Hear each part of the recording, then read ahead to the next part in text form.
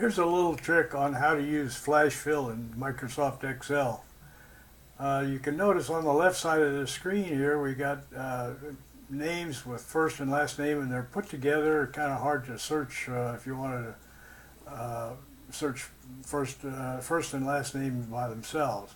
So what you can do is come in here and click on a couple of rows like this and insert some blank areas. Click on this first place and type in the last name, Dawson.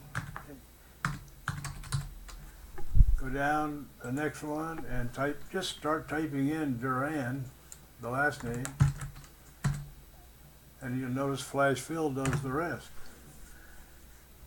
And to get the first name separated out, go over here to the next column, type in Jonathan,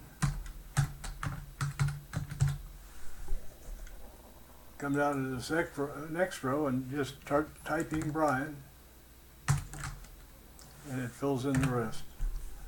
That's really the magic of Flash Fill. Kind of neat little trick.